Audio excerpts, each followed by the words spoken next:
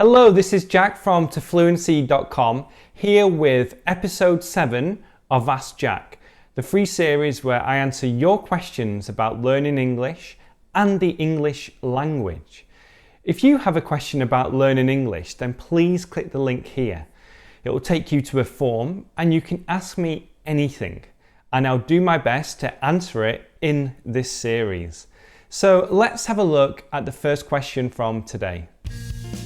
Parry from India asks, what's the best way to improve my pronunciation?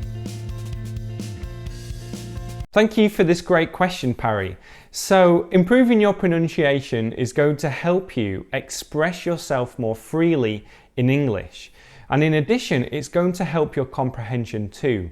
So, it's an important part of English, and it's something that I feel learners should spend more time on. And I'm going to share a couple of tips today that's going to help you improve your pronunciation. And the first tip is to learn the different English sounds and to know how to say them. So there are many different sounds in English. There are around 24 different vowel sounds in English. And a lot of learners don't have these same vowel sounds in their own native language.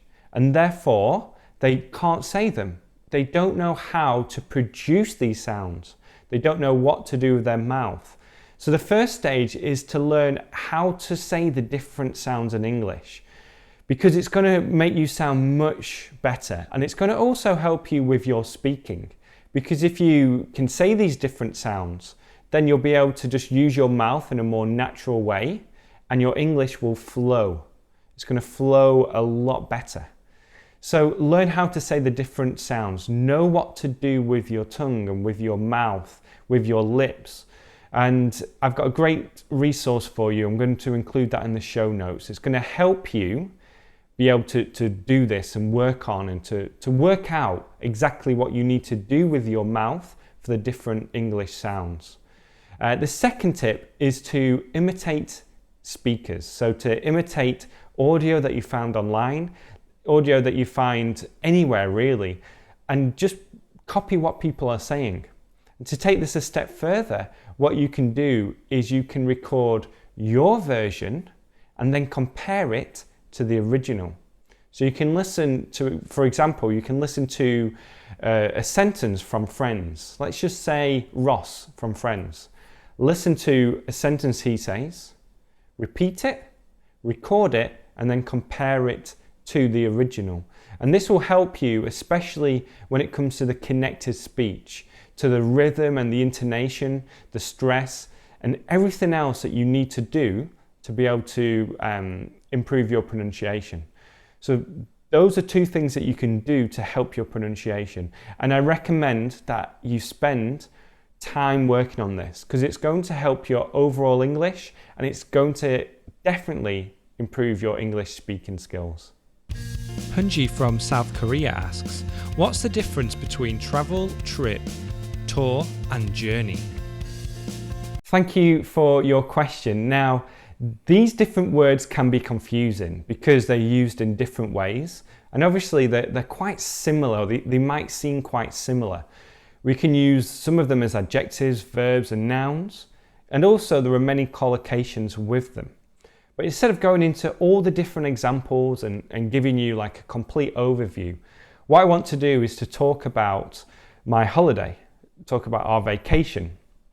So we're going to go to Europe in 2 weeks as of this recording. And I can say, for example, I'm really looking forward to my holiday, but I'm not looking forward to the journey. So the first one here is journey. And the journey just means the act of going somewhere or coming back. So it means going on the plane, the time it takes. And I'm not looking forward to the journey because it's going to be very stressful, especially with my son. So we're going to obviously go to the airport, change planes, get our luggage, get the train, all those different things. So it's going to be a long journey.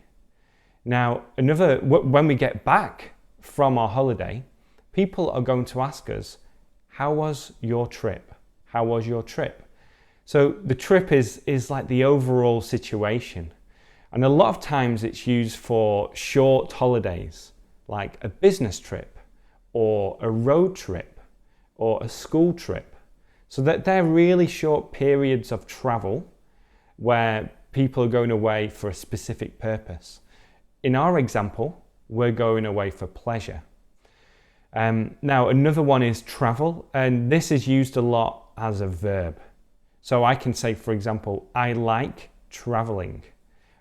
I went traveling in 2007. So in 2007, I went traveling for 9 months. I can also say I traveled around South America because I went to different places in South America. Now, a tour is mainly used for when you're going to lots of different places at one time.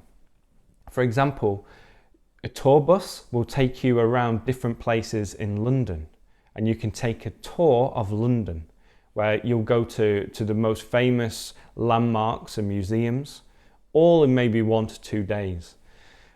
Tours can also be used for bands as well, on a band tour. So the band will go to different cities and it's known as a tour. So there are, as I say, many different ways you can use them, but hopefully, that example has given you a better overview, an introduction to these 4 different words. Again, as with everything, try to learn them in context. So don't try to memorize all the rules because you won't be able to use them. Instead, when you see these words being used, just notice how they are used and try to think about the meaning. And I'm going to leave more examples in the show notes too, so be sure to check that out. Hania from Sri Lanka asks, when I learn a new word, sometimes I can't use it when talking. What should I do? Thank you for your question, Hania. So this is a really good question because it really helps us think about what happens when we're speaking and why it's difficult to use new words in conversation. And the reason why it is difficult is because when we're speaking, there's so many things going on. We're interacting with someone. We're in a noisy environment sometimes. We have to think about our pronunciation. We need to think about sentence structure and grammar. Also, we need to think about if our words are appropriate for the situation. And we're listening to the person we're speaking to.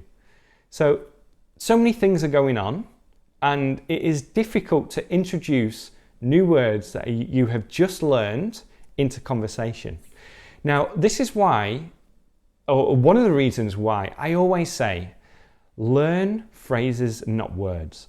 Learn English in context. Because when you have a sentence or a phrase that you can say, and you know that's correct in the context, then you don't hesitate.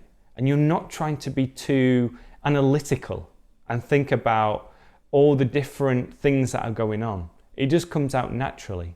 So when you're learning a new word or phrase, learn it in context so that you know when you can use it, and then learn it in the context of a phrase or a sentence so you know how to use it. This is why I always say context is so important when learning new words and phrases. But once you do that, what I recommend you do is after learning a new word or phrase, use it as soon as possible, especially with someone who can correct you. Because if you're learning a new word or phrase and you're using it incorrectly, then that's worse than not knowing the word or phrase. So getting that feedback from somebody, from a teacher or anyone, a friend, it's going to help you know that what you're saying is correct. And then when you know this, when you know how to use it, and you know it's correct when you say it, then it will give you the confidence to use it again. And when you use it, you'll be able to remember it better. So there's a lot going on in this answer. But what I want to say is, it's really important to learn the right words and phrases and to know when to use them.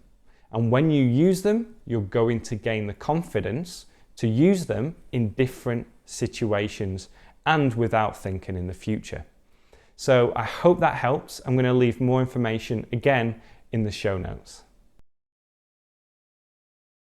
Now, my question for this episode is this. If you could travel to any country in the world, where would you go?